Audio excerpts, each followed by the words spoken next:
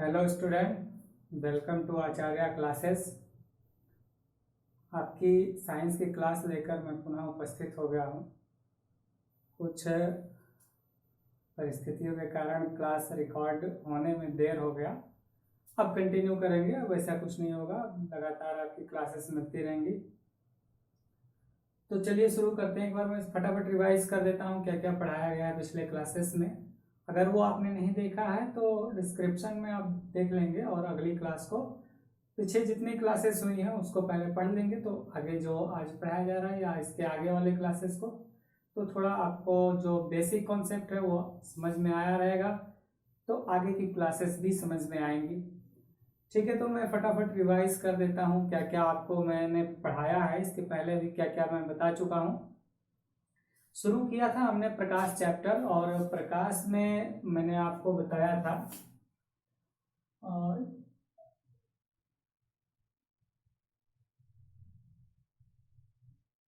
प्रकाश में मैंने आप लोगों को बताया था कि प्रकाश क्या होता है, और फिर वो हमारी आंखों को संवेदित करता है। फिर प्रकाश के गुण मैंने समझाया कि प्रकाश के कितने गुण हो सकते हैं, जैसे कि सीधी रेखा में चलती है, प्रकाश में अपवर्तन होता है, परावर्तन होता है, विवर्तन होता है, प्रकाश वैद्युत प्रभाव डालती है, प्रकाश में ध्रुवण होता है, लाइक दैट चीजें मैंने पहले भी आप लोगों को पढ़ाया है। अब फिर शुरू किया था हमने प्रकाश का परावर्तन। जो इसका नेक्स्ट टॉपिक था हम लोगों का वो था प्रकाश का परावर्तन, ठीक है ना, रिफ्लेक्शन ऑफ लाइट। ठीक है। अच्छा, आप लोगों में से कुछ लोग ऐसे भी होंगे जो कॉम्पिटिटिव परीक्षाओं की तैयारी कर रहे होंगे, या कुछ ऐसे स्टूडेंट होंगे जो बोर्ड परीक्षाओं की तैयारी में लगे होंगे। तो ऐसा नहीं है कि आप पर्टिकुलरली चाहे किसी कॉम्पिटिटिव परीक्षा के लिए होंगे या किसी बोर्ड के लिए होंगे, टॉपिक तो वही होता है। टॉपिक आपको मैंने पूरा बेसिक से लेकर के और एकदम आगे तक मैं समझाऊंगा। तो चाहे जिस परीक्षा के उद्देश्य से आप पढ़ेंगे, आपको सभी परीक्षाओं में मददगार ये साबित होगा। ठीक है। तो प्रकाश का परावर्तन हमने समझाया था कि जब प्रकाश किसी सतह से टकरा करके किसी चमकदार या पॉलिश की हुई सतह से जब टकराता है, तो टकराने के बाद पुनः पूरा का पूरा उसी माध्यम में लौट जाता है, और इसी घटना को हम लोगों ने नाम दिया था परावर्तन। ठीक है। तो परावर्तन पढ़ लिया था। परावर्तन किस वस्तुओं से होता है ये भी मैंने समझाया था, और मुख्यतः जिसमें हम लोगों ने दर्पण यूज किया था, समतल दर्पण, अवतल दर्पण और उत्तल दर्पण। तीनों दर्पणों को मैंने इलेबोरेट किया है पीछे की, तीनों दर्पणों से क्या क्या हो सकता है, प्रतिबिंब कैसे बनते हैं, छोटे बनेंगे, बड़े बनेंगे, वास्तविक बनेंगे, आभासी बनेंगे। ठीक है। और समतल दर्पण जो मोस्ट इम्पॉर्टेंट है, जो एग्जाम में आते हैं, समतल दर्पण से क्वेश्चन ज्यादातर आ जाता है कि इसकी फोकस दूरी कितनी होती है लोगों को उलझाने के लिए। तो ये चीजें हमने पहले ही क्लियर कर दिया है, और ये सब आप लोग पढ़ सकते हैं पीछे की क्लासेस में। चलिए, तो अब आज बात करेंगे अपवर्तन की। परावर्तन पूरा का पूरा कवर हो गया है, तो आज बात करेंगे अपवर्तन क्या होता है।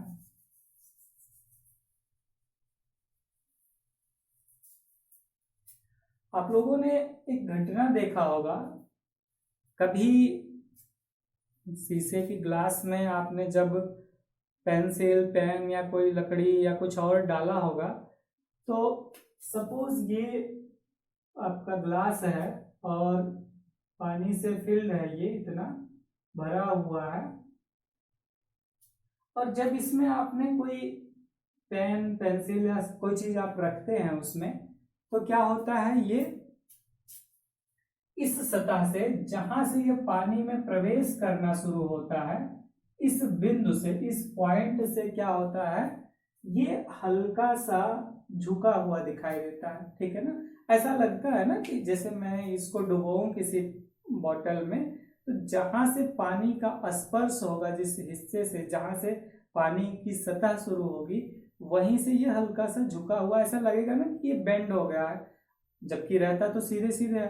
तो ऐसा लगता है ये बेंड हो गया। वो रीजन क्या होता है? अगर वो रीजन आपकी समझ में आ गया है तो आपने अपवर्तन पूरा का पूरा समझ लिया है। बस वही घटना को ध्यान दीजिए। अब देखिए, हमें वस्तु दिखाई कैसे देती है? प्रकाश किरणों के माध्यम से। भाई प्रकाश किरणें ही तो देखने में सहायता करती हैं। अब यहां ध्यान से देखो, ये वाला जो हिस्सा है ये अलग तरह का माध्यम है, ये दूसरे तरह का मीडियम है, और इस वाटर सरफेस के ऊपर जो ये हिस्सा है ये दूसरे तरह का माध्यम है। ठीक है ना भाई? माध्यम मीन्स जिसमें प्रकाश ट्रेवल कर रहा है, जिसमें प्रकाश स्रोत या स्रोत नहीं कहेंगे, इसमें प्रकाश किरण चल रहा है। ठीक है ना? इसके ऊपर जो प्रकाश किरण चल रहा है वो किसमें चल रहा है? वायु में। ठीक है ना? क्योंकि यहाँ तो वायु ही होगा। इस लाइन के ऊपर इधर क्या है? वायु है, एयर है। ठीक है ना? इसके नीचे इस ग्लास में क्या हमको दिख रहा है? वाटर है। ठीक है ना?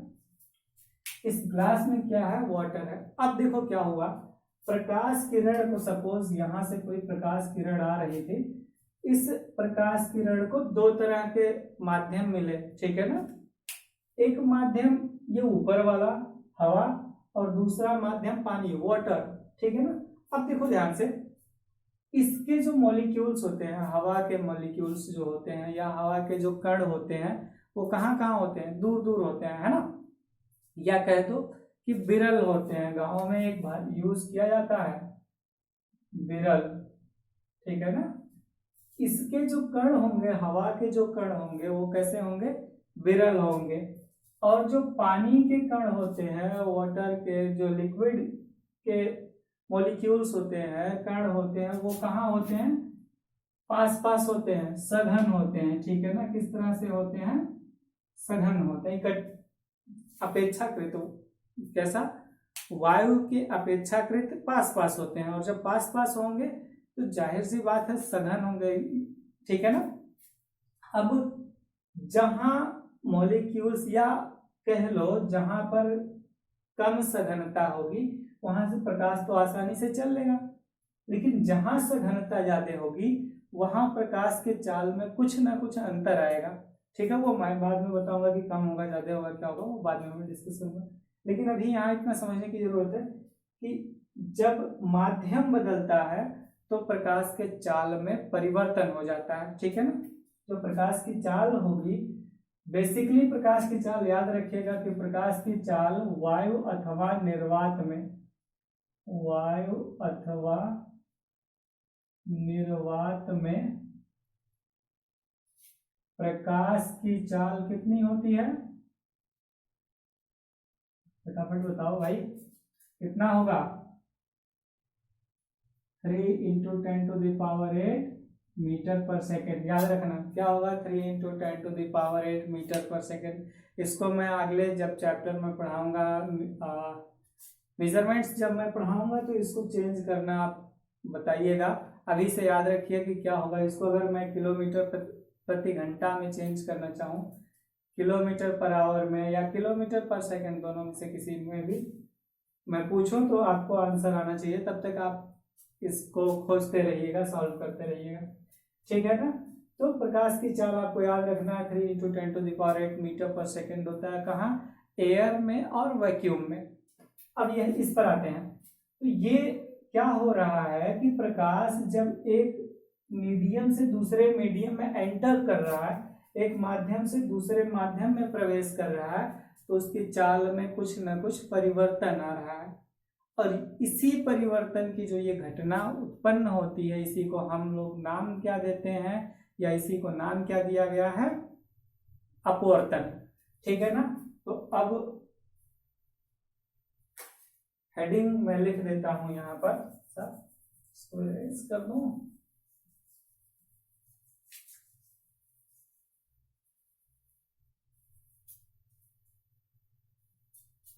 हेडिंग क्या होगा अब? अगला हमारा अपवर्तन। ठीक है ना। अंग्रेजी में बोलो क्या कहेंगे, रिफ्रैक्शन। इससे आसानी से आप समझ सकते हैं अपवर्तन क्या होगा, रिफ्रैक्शन होगा। रिफ्रैक्शन, रिफ्रैक्शन मतलब फ्रैक्ट होना, ठीक है ना। अब देखो आगे जहां बढ़ते हैं, परिभाषा के तौर पे अगर जानना चाहें आप तो लिख सकते हैं कि प्रकाश किरण जब एक माध्यम से दूसरे माध्यम में प्रवेश करती है तो वो अपने मार्ग से विचलित हो जाती है, ठीक है। इसी घटना को प्रकाश का अपवर्तन कहते हैं। जब अपने मार्ग से विचलित हो जाती है तो ये जो घटना होती है इसी को क्या कहते हैं, प्रकाश का अपवर्तन। अब देखो ये हमने ड्रॉ कर दिया है एक कोई लाइन, ठीक है ना। इसके ऊपर हमने लिख दिया है विरल माध्यम और इधर लिख दिया है सघन, ठीक है।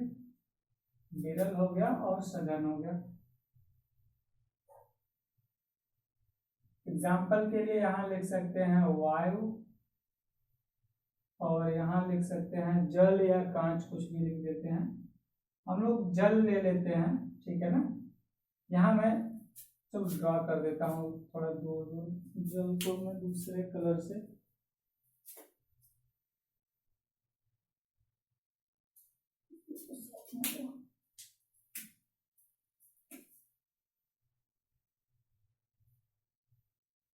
क्लियर रहेगा, आप लोग समझ सकते हैं। देखो अब क्या होगा कि प्रकाश की किरण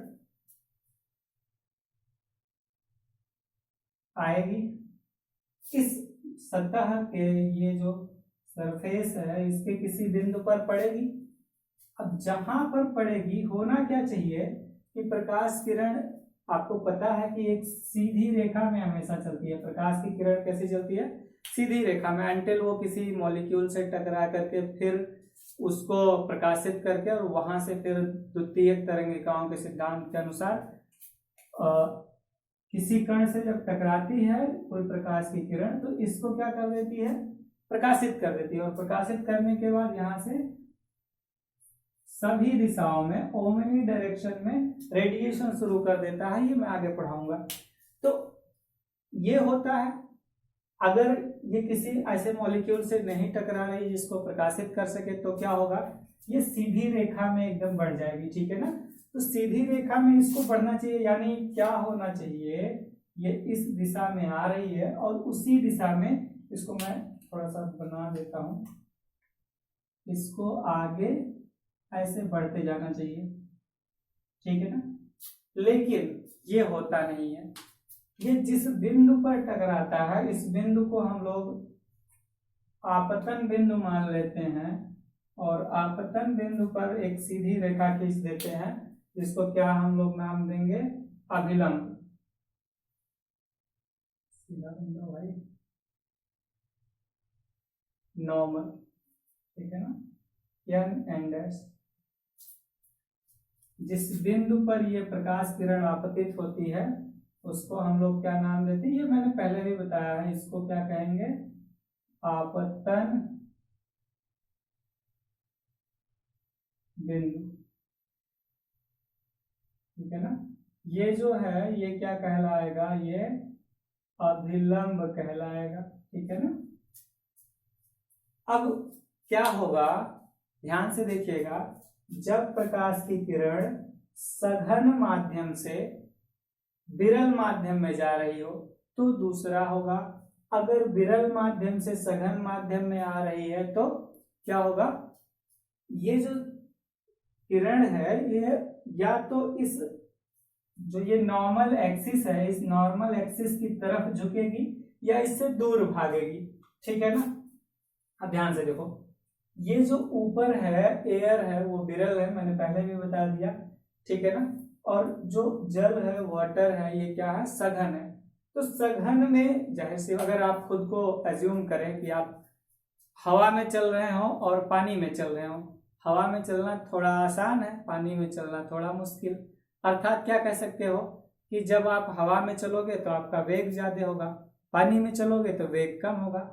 सिमिलरली ये लाइट के साथ भी तो ऐसा ही होता है कि लाइट जब प्रवेश हवा में चलती है तो थोड़ा तेज चलती है, जब वाटर में प्रवेश करती है तो क्या होगा, वेलोसिटी डिक्रीज हो जाती है। तो जब वेलोसिटी डिक्रीज होती है तो वो नॉर्मल की तरफ, जो ये अभिलंब है इसकी तरफ थोड़ा सा झुक जाती है, अर्थात ये अब इस डॉट वाली लाइन से ना हो करके, ये जो डॉट लाइन है इससे ना हो करके ये थोड़ा सा झुक कर जाती है,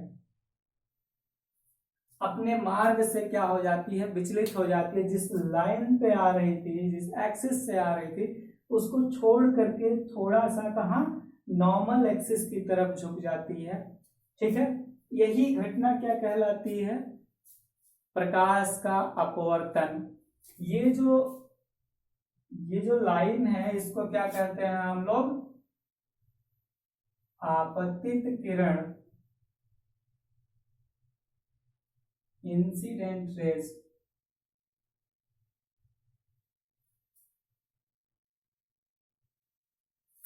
ये जो लाइन है इसको क्या कहते हैं, अपवर्तित किरण। क्या कहेंगे, अपवर्तित किरण कहेंगे, इमर्जेंट रेज।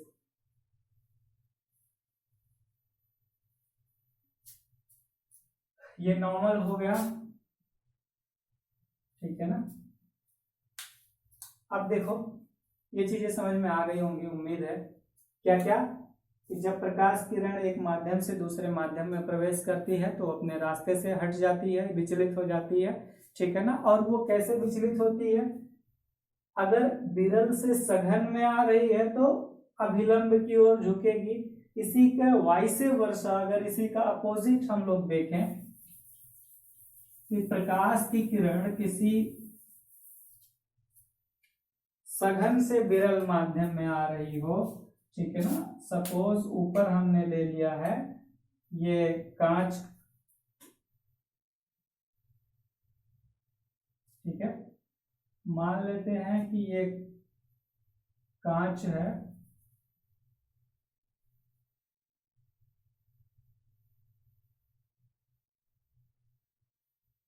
और नीचे जल है, एयर करो, जल नहीं तो कंफ्यूज हो जाओगे। नीचे एयर है, इधर ग्लास है, ठीक है। ग्लास से जब प्रकाश किरण कहाँ आ रही है, एयर में आ रही है, तो क्या होगी, ये तो हो गई आपकी इंसिडेंट रेज, इस पॉइंट पर आ रही है, इस पॉइंट के बाद फिर क्या होगा, नॉर्मल में खींच दे रहा हूं, ये नॉर्मल हो गया। मैं फटाफट लिख देता हूं, यन इंडेक्स जाना कहाँ चाहिए, इसको जाना चाहिए किस तरफ, सीधी रेखा में।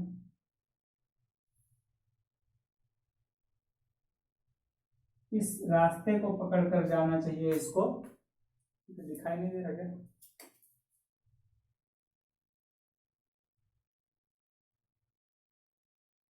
इस रास्ते पर जाना चाहिए। लेकिन अब ये होगा क्या, इस रास्ते को छोड़ करके इस बार जब सघन से विरल में आएगा तो इस बार इस रास्ते से जो ये जाना चाहिए इससे अभिलंब से और दूर हो जाएगा, अर्थात इसकी गति बढ़ जाएगी और उसका रास्ता थोड़ा सा बदल जाएगा और ये इस रास्ते पर चलना शुरू कर देगी, ठीक है ना। ये हो गई इंसिडेंट और ये इमर्जेंट,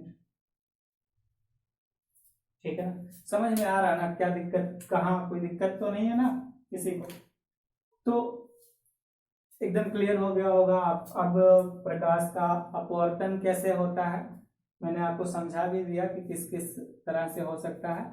अब इतना याद रखना कि जब भी प्रकाश किरण किसी एक माध्यम से दूसरे माध्यम में प्रवेश करेगी तो वहां पर अपवर्तन निश्चित है। जब अपवर्तन समझ में आ चुका होगा आप लोगों को, अब देखते हैं अपवर्तन किस किन यंत्रों से होता है हमारे दैनिक जीवन में। अपवर्तन के लिए क्या उत्तरदायी है, कोई है वस्तु जिसको हम यूज भी करते हैं या फिर ऐसे ही पढ़ रहे हैं। तो अपवर्तन के लिए सबसे पहले आपने सुना होगा लेंस का यूज करते हैं, लेंस का प्रयोग करते हैं अपवर्तन के लिए, ठीक है ना। आपने देखा होगा जो डॉक्टर अंकल बहुत बुजुर्ग हो जाते हैं, इनकी एज बहुत ज्यादा हो जाती है जिन डॉक्टर साहब की, तो वो क्या करते हैं, वो आपने देखा होगा कि मोटे मोटे लेंस गोल गोल होता है ना, मोटे मोटे लेंस लेकर के और बैठे रहते हैं, और आप जब दवाइयाँ देते हैं तो उसको लेंस से पढ़ते हैं कि उस पर, तो लेंस क्या होता है, किसी दो पृष्ठों से घिरा हुआ पारदर्शी माध्यम, जब हमारे पास कोई दो पृष्ठ होते हैं, कोई दो पृष्ठ होंगे और उनसे कोई माध्यम घिरा हुआ कोई पारदर्शी माध्यम हो, ठीक है ना। जैसे कि हम लोग, मैं ड्रॉ करता हूं, एक पृष्ठ ये हो गया, एक पृष्ठ ये हो गया, इन दोनों पृष्ठों से अगर कोई पारदर्शी माध्यम है घिरा हुआ, तो उसको हम लोग क्या नाम दे देंगे, लेंस नाम दे देंगे। अब जरूरी नहीं है कि ये हिस्सा, दोनों हिस्से ऐसे उभरे ही हुए हों, ठीक है ना। एक हिस्सा उभरा हुआ, एक हिस्सा समतल हो सकता है, या एक हिस्सा दबा हुआ और एक हिस्सा इस तरह का भी हो सकता है। जरूरी नहीं है कि दोनों हिस्से ऐसे हों, या जरूरी नहीं कि ये ऐसे ही हो, ठीक है ना। ये भी लेंस है, ये भी लेंस है, ये भी लेंस है, ये भी लेंस है, ठीक है ना। होता क्या है, जब इनमें दो परावर्तक तल हो, अपवर्तक तल होते हैं, ठीक है ना, या दो पृष्ठ होते हैं, अब दो पृष्ठ है तो दोनों पृष्ठों से अपवर्तन तय है, ठीक है ना। तो अगर एक पृष्ठ हमारा गोलीय है, कर्वेचर फॉर्म में है, तो दूसरा इधर फॉर्म में हो सकता है, या तो ये कर्वेचर हो सकता है या फिर फ्लैट हो सकता है। इसके लिए कोई थ्योरी नहीं है कि यही होना चाहिए। जब हम क्लासिफाई करते हैं, जब हम लेंसों को क्लासिफाई करते हैं, उसकी कैटेगराइज करते हैं, उसको बांटते हैं अलग अलग भागों में, तब दोनों पृष्ठों को हम कंसीडर करते हैं कि ये दोनों पृष्ठ किस तरह के हैं, ठीक है। चलिए, अब लेंस समझ में आ गया, कोई दो पृष्ठों से घिरा हुआ पारदर्शी जो वस्तु होता है वही क्या कहलाता है, गोलीय लेंस कहलाता है, ठीक है ना। अब लेंस का एक पृष्ठ कम से कम गोलीय होना चाहिए, ये नियत है कि लेंस का क्या होना चाहिए, याद रखना, एक पृष्ठ कम से कम गोलीय होना चाहिए। क्या होना चाहिए, गोलीय,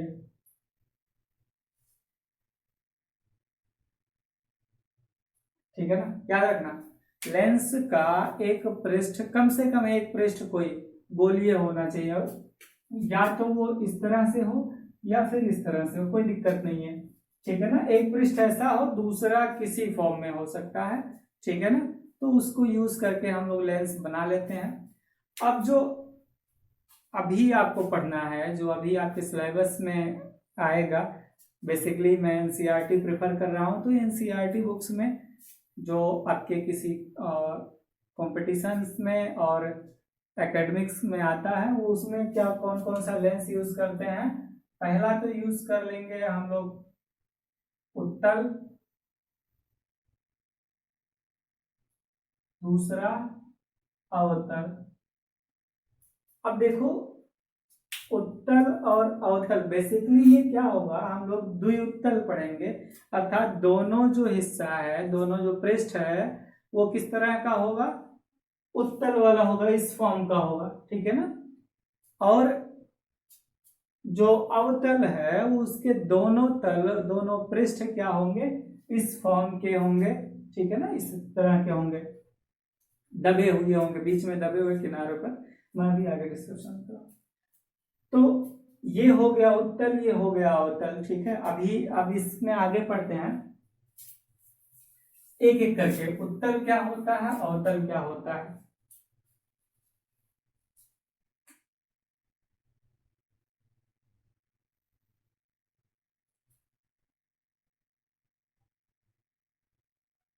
कॉन्वेक्स। अब देखो, उत्तल लेंस एक ऐसा लेंस होता है जिसके दोनों सिरे, दोनों पृष्ठ या दोनों अपवर्तक तल उभरे हुए होते हैं, ठीक है ना। या ये कह लो कि ऐसा लेंस जो बीच में मोटा और किनारों पर पतला होता है। क्या होगा, देखो बीच में मोटा और किनारों पर पतला होगा, ठीक है ना। ऐसे लेंस को हम लोग क्या कहेंगे, उत्तल लेंस कहेंगे। अच्छा, इसका एक दूसरा नाम होता है, वो इसके गुण के आधार पर होता है कि इसका जो गुण है प्रकाश किरणों को कहाँ कर देता है, उसी के आधार पर इसका दूसरा नाम होता है। देखो मैं इसी को आगे बढ़ाता हूं। अब चूंकि ये भी एक तरह के गोले का हिस्सा है, ये भी एक तरह के गोले का हिस्सा है, ये वाला जो पृष्ठ है और ये वाला पृष्ठ है, दोनों पृष्ठ क्या है, एक तरह से किसी न किसी गोले के हिस्से हैं। तो अब इसका जो ये अगर सपोज ये पूरा गोला फॉर्म किया जाए, मैं मान लो इस पूरे गोले को मैं ड्रॉ कर दूं, ठीक है ना। एक गोला ये हो गया और एक गोला ये हो जाएगा,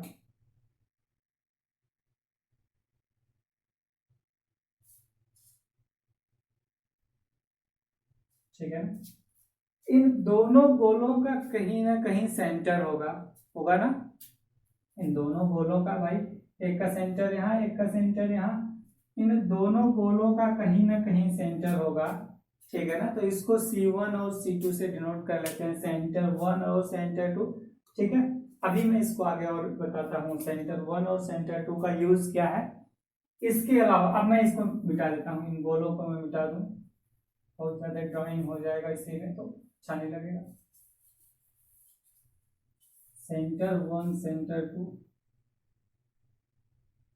ये जो मैंने लाइन खींचा है ना, इस लाइन को क्या कहते हैं, ये बेसिकली एक तरह की काल्पनिक लाइन है। मैंने पिछले क्लासेस में समझाया है इसको, ये प्राइमरी एक्सिस कहलाता है, मुख्य अक्ष कहलाता है। ये किस तरह की होती है, ये काल्पनिक लाइन होती है, इमेजिनरी होती है, ये रियल में एग्जिस्ट नहीं करती है। हम लोग अपनी सहूलियत के लिए, सॉल्यूशंस के लिए इसको मान लेते हैं कि ये प्राइमरी एक्सिस होता है। और ये अगर इन दोनों के सिरे को मिलाती हुई कोई एक लाइन ड्रॉ करें और ये प्राइमरी एक्सिस को जहां काटता है उसको हम लोग ओरिजिन कह लेते हैं, या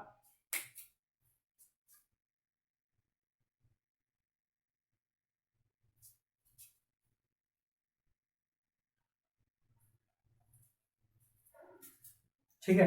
तो ये जो इन दोनों सिरों को अगर हम मिला दें तो ये मुख्य अक्ष को, प्राइमरी एक्सिस को जहां काटेगा, इस पॉइंट को हम लोग क्या कहते हैं, प्रकाशिक केंद्र कहते हैं। क्या कहते हैं, प्रकाशिक केंद्र,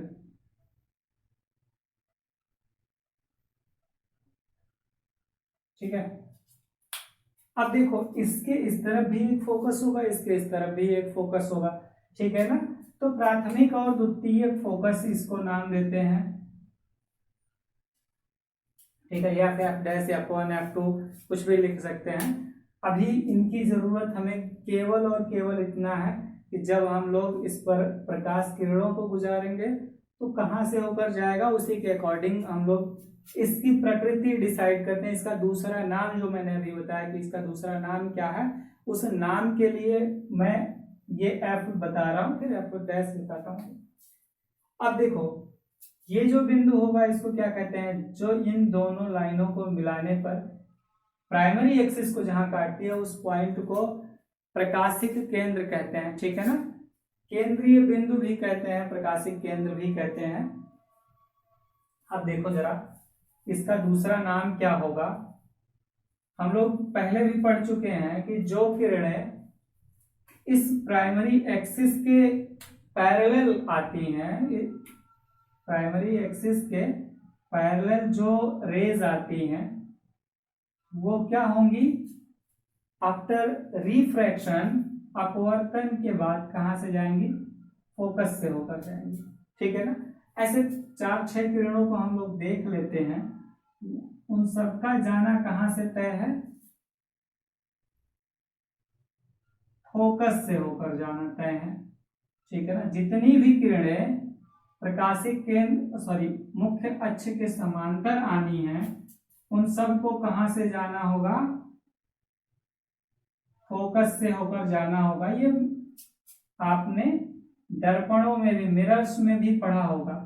ये रूल सबके लिए एक जैसा है, ठीक है ना। यहाँ सद्भावना है, भाईचारा है, ठीक है, सब समान है, चाहे लेंस हो दर्पण हो।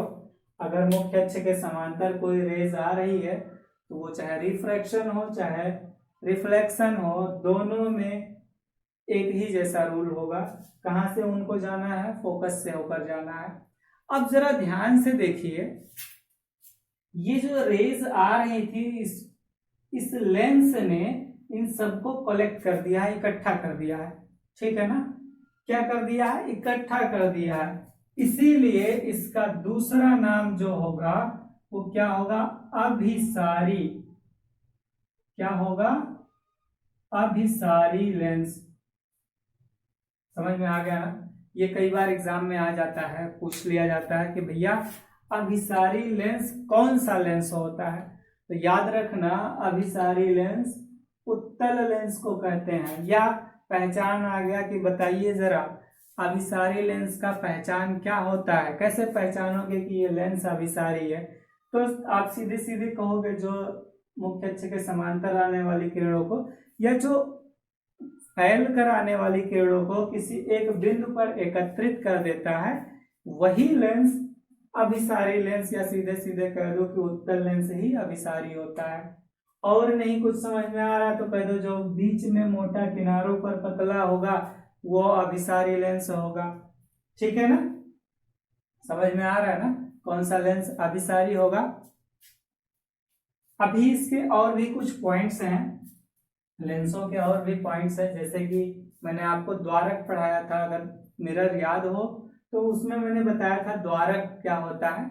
बेसिकली द्वारक एक शब्द कहाँ से लिया गया, द्वार से लिया गया। और द्वार क्या होता है, जहां से हम लोग एंट्री करते हैं, ठीक है ना, किसी कमरे में या कमरे से बाहर जाना होता है। तो जितने एरिया से हम लोग एंटर करते हैं इतना ही एरिया, जो ये वाला हिस्सा है, यही वाला हिस्सा क्या कहलाएगा, द्वारक कहलाएगा। क्लियर है ना, ये वाला हिस्सा क्या कहलाएगा, द्वारक कहलाएगा, ठीक है। अब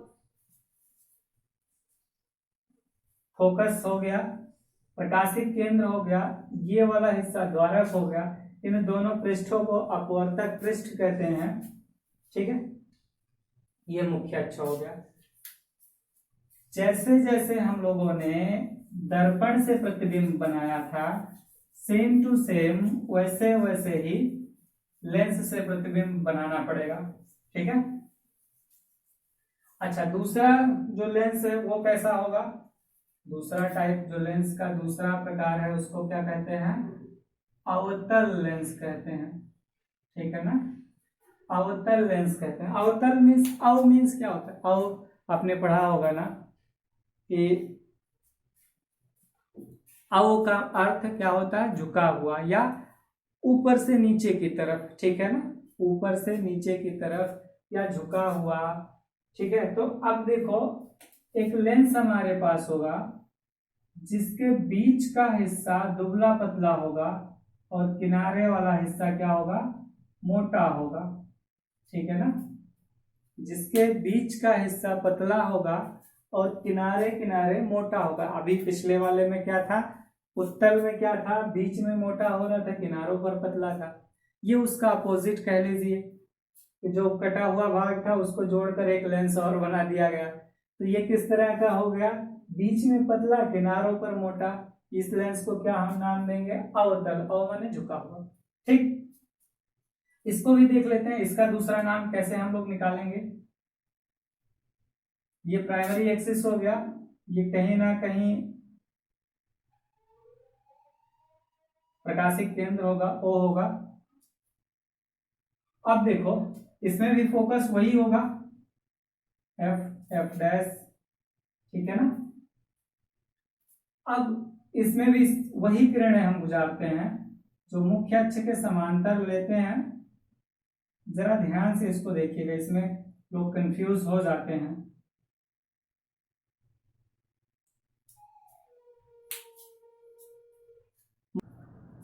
तो मुख्य अक्ष से आने वाली किरणें कहाँ से होकर जाएंगी, ये आपको ध्यान देना है। देखो, अब पिछली बार तो उत्तल दर्पण था, हमने सीधे यहाँ खींच दिया, लेकिन ये किरणें इस बिंदु पर तो जाएंगे नहीं, क्योंकि इसकी प्रकृति अलग है। तो जब इसकी प्रकृति अलग है तो ये किस तरह से होगा, मैं इसको थोड़ा सा एक एक ले लेते हैं, लेंस छोटा बन गया। अब जरा ध्यान से देखिए, ये जो फोकस होगा ना, ऐसा लगेगा कि ये किरणें फोकस से आ रही हैं और उसी के सिधाई में आगे बढ़ जाएंगी। ये भी इसी तरह से होगा।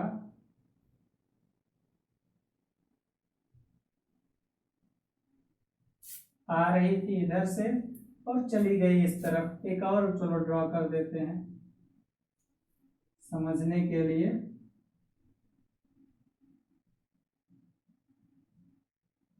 ये हो गया, एक लाइन ये हो गया,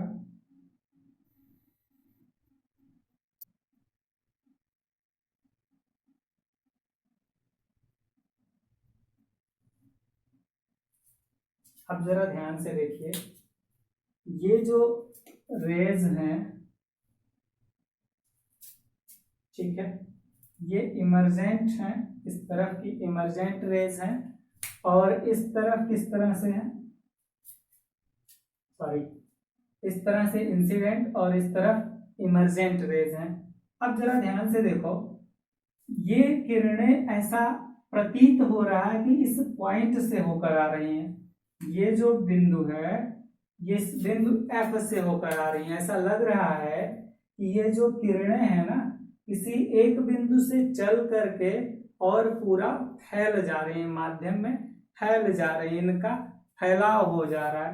तो जब भी किरणों का फैलाव होता है तो हम लोग क्या नाम देते हैं इसको, अपसारी। क्या नाम देते हैं, अपसारी। तो अवतल का दूसरा नाम क्या होगा, अपसारी लेंस होगा। उत्तल का अभिसारी, अवतल का अपसारी लेंस होगा। ठीक है, तो पूरा का परावर्तन और अपवर्तन, उसके साथ साथ दर्पण और लेंस, ये कवर हो चुका है। कल लेंस के उपयोग मैं बताऊंगा, लेंसों का उपयोग कहाँ कहाँ होता है, कैसे इसका प्रयोग कर सकते हैं। और फिर लेंसों का उपयोग करके सबसे इम्पॉर्टेंट है कि लेंसों का उपयोग करके जब नेत्र पढ़ाएंगे, मानव नेत्र, तो उसमें जो दूर दृष्टि, निकट दृष्टि दोष, जो आई प्रॉब्लम्स होते हैं, उनको सॉल्व करना बताऊंगा। तो आपको एकदम अच्छे से समझ में आएगा और क्लियर हो जाएगा कि हाँ भाई इसका इम्पोर्टेंस क्या है। ओके, तब तक थैंक यू वेरी मच।